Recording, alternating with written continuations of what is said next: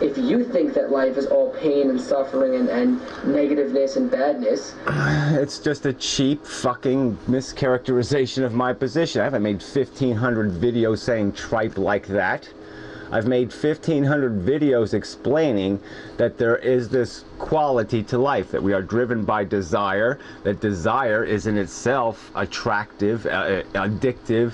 It motivates us to do something in a positive and affirmative and aggressive way because we want. I haven't said that want is evil, horrible, bad, awful. What I have said is that we pay for that, though, because the price of that is that if the want goes unsatisfied, it turns into a deprivation that can turn into suffering, and that there's the other side to the want equation, the heroin addict consequence of what it costs, because to get what you want sometimes you have to hurt somebody else, you have to impose suffering or pain or there's liabilities to this existence. It isn't free. There is 6-year-old kids with cancer, there's Holocaust, there's earthquakes, there's all kinds of shit that happens to, you know, and that's not even looking at nature and at the horrors that take place out there. That's the price we pay for life. So I have never said anything as simplistic and stupid as your characterization. So fucking insult me some more, you stupid little weasel. Then you think so. And by all means, you know, keep touting that, keep spouting that. Yeah, well, that's not what I've spouted, so I'm going to keep spouting it back at you and say, go ahead, take the fucking quote where I said something as simplistic and stupid as you just quoted me as saying, because I've never fucking said it. I've explained that we are driven by a psychology that's been developed over 2 billion years of sentient life. All right, and it's a desire mechanism. It's an addiction mechanism. It is intended to keep us unsatisfied, unsettled, so we will project into the future. So we will aggressively do what we need to do to satisfy the DNA fucking, I don't even know what you want to call it, the syndrome that creates for the biology, the requirement that it do the consumption and the reproduction. And on our level, in our piece of the biosphere, that's become very eccentric. There's a lot of bullshit that has to be satisfied to fulfill that biological mission. You dumb shit. And wherever route that leads you, I presume further into the depths of depression. Now, wouldn't that be completely irrelevant to the fucking, whether or not the truth is pleasant or unpleasant, whether it might depress you or make you feel hopeful and happy, isn't that irrelevant to the investigation? I mean, do we qualify a truth by saying, well, if it's unpleasant, then oh no, it might make you depressed? Well, no, we won't go to that truth then. We'll have to replace that truth with some artificial bullshit because the truth is depressing. I mean, it's completely irrelevant to the logical argument. So you want to use that fucking little wimpy, sad-ass bullshit fucking tactic and say you're going to disqualify somebody's argument and their logic because you're going to make the accusation that it's depressing and that it has depressed the brain who might have articulated it? What a pile of fucking weasel shit. Allow it to take you there.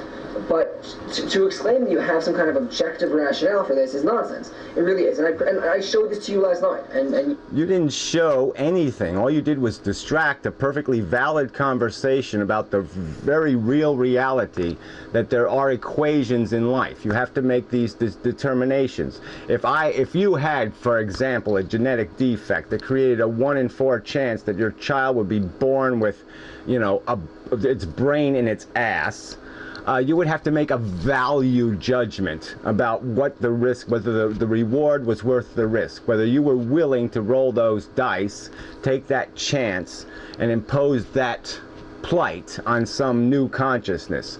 That's a value equation. You're going to have to figure it out. And you're not going to figure it out by asking your big toe what the fucking answer is. No, you're going to figure it out by applying logic and reason to the fucking dilemma that you're in. And I'm making the same argument for not only our progress as a civilization, but for the whole dynamic of life itself, what it's made out of, what its objective is, what it can possibly accomplish. And I've made the argument and explicitly gone through why I've defined it as a zero-sum game, why I have said something as horrid as, yes, there's no need for the initial need. So if you don't create the need, then you won't create any obligation to satisfy the need. And then you're not taking any risk whatsoever. So obviously, if I taking it back to my example equation, if there's a 1 in 4 chance that you will put consciousness in jeopardy by making a reproductive choice, well, the simple answer to that problem would be, well, is there some reason why you need to reproduce? Do you have to have children? Can you adopt? Can you find some way where you don't have to take any risk at all? And of course, the answer is yes. And that's all I'm saying, is the human race has to make a decision about whether what it's doing makes any fucking goddamn sense. And jackasses like you don't even want us to fucking have the conversation about that question. You still backed out. You backed out and you shut down with screaming. That's not what fucking happened. I started getting called welfare this and hippie that and all this other bullshit, and I said fuck you to that crap.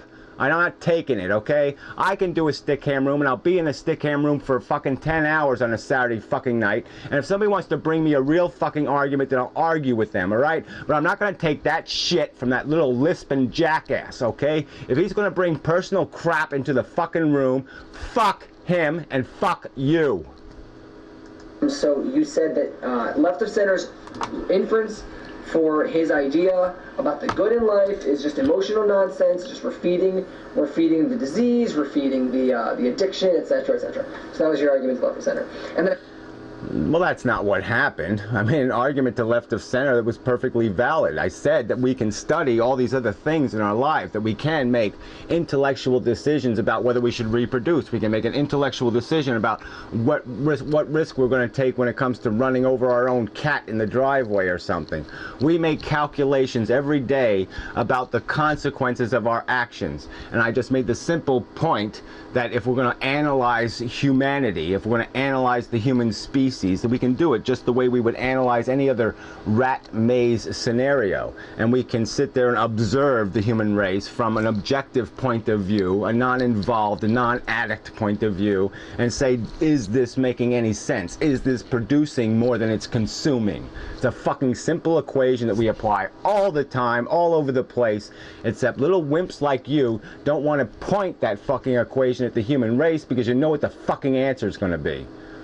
I said, well, Gary, your entire argument is based upon, I feel pain, pain feels bad, therefore pain is bad. And it's entirely grounded on the conception that because you, as a human being or as conscious beings, don't like the way pain feels, pain is in an overall setting bad and we should eliminate it. I don't think there's any human being who's ever said, who's had smallpox, who said, God, smallpox was kick-ass. I really loved it. It was a great ride. Okay, yeah, there's some things that we know, okay? The evidence is in. We can verify the fact that it's an experience worth avoiding, okay? That a rational sentience will find it a negative, something that diminishes the quality of a positive or some other value. So it has obvious value because if put into the mix, it destroys the cake or the pie or whatever you put it into. It's a bad fucking apple. And there's lots of fucking scenarios that all universally people will agree on it. The evidence is quite decisive that there is such a thing as horror in the world. There is suffering. There is misery. There is a negative qualitative sentient capacity that exists, and it can't be ignored because some fucktard says, well, it doesn't exist in any reality except your own perception. You can make that argument about every fucking conclusion we draw then. You can disqualify all thought because you could just say, oh, it's an illusion, it's the Matrix, it's some other bullshit. But rational people will sit there and say, no, that's just fucking canardy bullshit. That's just saying, oh, until you prove Hansel and Gretel didn't exist, Hansel and Gretel existed. No, you prove otherwise. You prove the preponderance of the evidence of the obviousness of the fact that we have a capacity to feel negative and we have a capacity to feel positive. You dispute that obvious goddamn fact with something real, or shut the fuck up. Personal statement, personal value. I'm sure there are many who agree with you. I'm sure in part we all agree with you. But to assess the world needs to be fucked because you and others think that bad is that which is consuming the world, its value, and its nonsense. It's hypocritical. Yeah, right. It doesn't, no, I'm sorry. There's no hypocrisy in saying that suffering is a thing to be avoided. It's bad, it's negative, it diminishes the value of anything it's mixed into. If you throw it into the mix, it will diminish the value of the mix. The question, again, is a valid one. When you add up the positive of us satisfying our heroin addiction, achieving our desire, having our heroin, getting our little satisfaction moment, against what it costs us as an entity and what it costs the world around us. So it's the same equation. If you were to judge the life of a heroin addict, you can do it intellectually, not subjectively.